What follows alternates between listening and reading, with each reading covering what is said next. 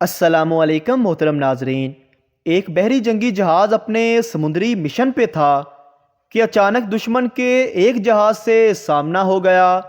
جہاز کے کپتان نے اپنے سٹاف سے کہا، میرا سرخ کوٹ لے کر آؤ۔ کوٹ پہن کر کپتان نے توپچی سے ٹھیک ٹھیک نشانوں پر فائر کروائے اور یوں دشمن کا جہاز اپنے عملے سمیت غرق ہو گیا۔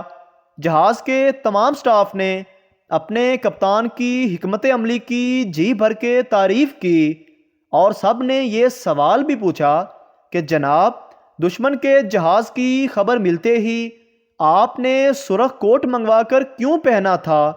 اس پہ کپتان نے بتایا، اس لیے کہ میں نہیں چاہتا تھا کہ اگر میں زخمی ہو جاؤں تو میرے جسم پہ خون کا رنگ نظر آئے اور اسے دیکھ کے میرے ساتھی ہمت ہار بیٹھیں یا پریشان ہو جائیں۔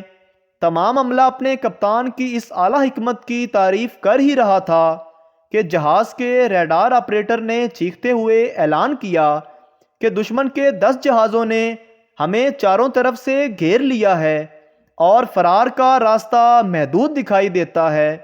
یہ اعلان سن کر کپتان نے ٹھنڈی آہ بھری اور مردہ سی آواز میں عملے کو حکم دیا، میرا پیلے رنگ کا پاجامہ لے آؤ۔ ایک کنجوس لڑکی کو ایک بہت بڑے کنجوس لڑکے سے پیار ہو گیا۔ کچھ عرصہ فون پر بات ہوتی رہی اور دور دور سے ہی لیلا مجنوں کا دیدار ہوتا رہا۔ ایک دن لڑکے نے لڑکی سے کہا، آخر کب تک ہم اس طرح تڑپتے رہیں گے؟ کوئی ایسی سکیم لگاؤ کہ ہم روز ملاقات کر سکیں۔ لڑکی نے کہا، تم ایسا کرو کہ رات کے وقت ہماری گلی کے چکر لگایا کرو، میں موقع پا کر 1 روپے سکہ پھینکا کروں گی، تم اس کی کھنکھناہٹ سن کے دیوار کود کے اندر آ جایا کرنا۔ مقررہ وقت پر لڑکے نے گلی کے پھیرے لگانا شروع کیے۔ ادھر لڑکی نے موقع پا کر 1 روپے کا سکہ پھینکا۔ کافی دیر تک عاشق کی خبر نہ آئی تو لڑکی نے بے چینی سے بالکونی میں دیکھا کہ لڑکا گلی میں مٹی چھان رہا ہے۔ اس نے لڑکے سے پوچھا، یہ کیا کر رہے ہو؟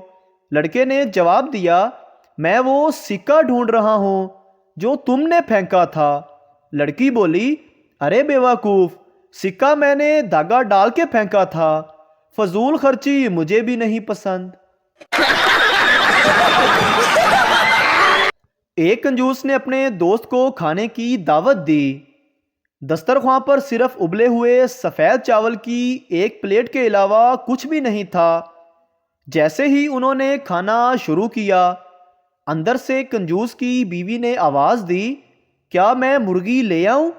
شوہر نے جواب دیا، نہیں، ابھی ہم چاول کھا رہے ہیں، تھوڑا صبر کرو۔ مہمان کہنے لگا، جب لا رہی ہے تو اسے مرغی لے آنے دو۔ کنجوس خاموش ہی رہا اور کوئی بھی جواب نہ دیا۔ 10 منٹ گزرنے کے بعد اس کی بیوی نے دوبارہ دروازہ کھٹکھٹایا اور بولی، مرغی لے آؤں؟ اس نے ایک بار پھر وہی جواب دیا، نہیں، تھوڑا انتظار کر لو۔ کچھ دیر بعد جب کھانا کھا چکے تو بیوی کو آواز دی، جی اب مرغی لے آؤ۔ یہ سن کر مہمان دل میں خوش ہو گیا کہ بے مزہ چاول کے بعد اب مزے کی مرغی تو کھانا نصیب میں ہے۔ جو ہی کنجوس کی بیوی مرغی لے کر آئی، مہمان یہ دیکھ کر حیران رہ گیا کہ وہ زندہ مرغی تھی جسے دسترخوان پہ باقی گرے چاول کھانے کے لیے چھوڑ دیا گیا۔ کنجوس کہنے لگا، آج مرغی کی بھی دعوت تھی۔ ایک شخص کا باپ مر گیا۔ اس نے اعلان کیا کہ اگر میرے باپ نے کسی کا قرض دینا ہے تو وہ مانگ سکتا ہے۔ اس پہ 500 بندہ جمع ہو گیا۔ وہ شخص گھبرا گیا اور کہنے لگا، اچھا، میرا باپ اٹھ کے کہہ دے تو میں دے دوں گا۔ چور سردار کا موبائل لے کر بھاگ گیا۔ سردار کھڑا ہنسنے لگا۔ دوست نے پوچھا، یار وہ موبائل لے کر بھاگ گیا ہے اور تم ہنس رہے ہو؟ سردار نے جواب دیا، بھاگنے دو اسے، چارجر تو میرے پاس ہی ہے۔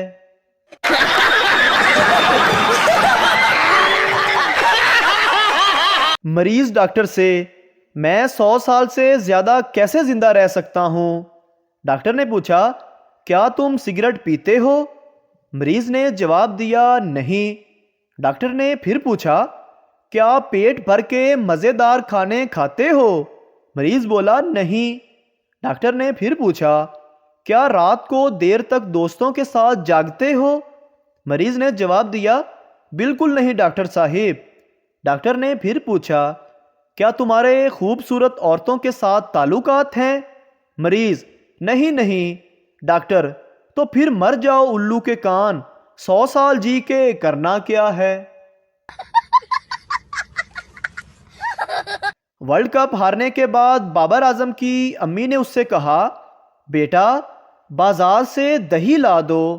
بابر اعظم نے سوچا، باہر نکلوں گا تو لوگ مذاق کریں گے، اس لیے برقع پہن کے نکلا۔ بازار پہنچا ہی تھا کہ ایک عورت نے اس سے پوچھا، تم بابر اعظم ہو؟ بابر اعظم نے گھبرا کر کہا، نہیں تو۔ اس عورت نے کہا، ڈرو مت، میں چاچا افتخار ہوں، میں بھی برقع پہن کے دودھ لینے آیا ہوں۔